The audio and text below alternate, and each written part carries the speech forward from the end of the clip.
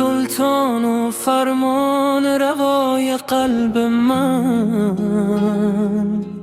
ای پادشاه چشم و جان من. تو که بیش از خودم مرا دوست داشتی، تو که بی صدا مرا فهمیدی و شنیدی. دوستت دارم. این عشقاهی تو را میرنجاند و خسته میکنند. هر طور که میخواهی تعبیرش کن، اما بدان در پایان هر حال و هوایم باز هم عشق است، باز هم وفاداری هست. من با تو کاملم، با تو هستم، با تو شادمانم و با تو میخندم. حتی اگر قلبم بشکند، باز رو به سوی تو دارم.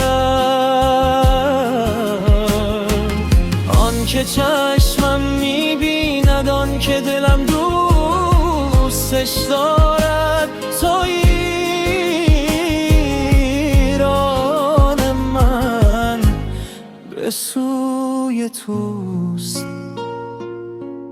در درونم ترس از دست دادنت هست، وابستگیام به تو عمیق است.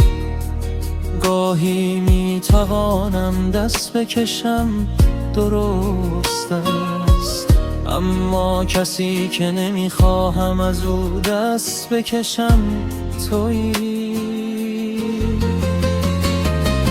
میتوانم بسوزانم و ویران کنم هر آنچه ساختن در است. گاهی درونم طوفان برپا میشود، اما در میان تمام ویرانی ها نیست کسی که میخواهم دوباره برایش بنا کنم. تویی،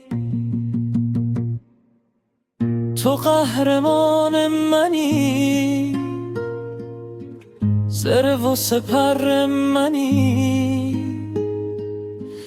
تنها پناهگاه و مأمن منی.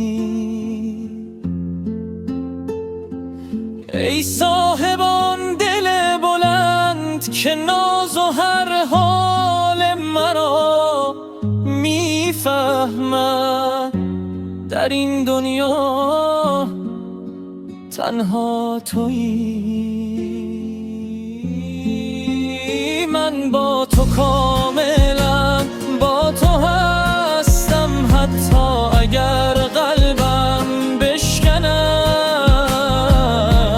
راه من به سوی توست.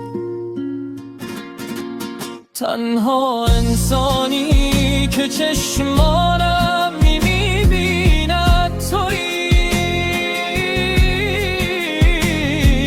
تنها کسی که دوستش دارم، سرنوشت من تویی.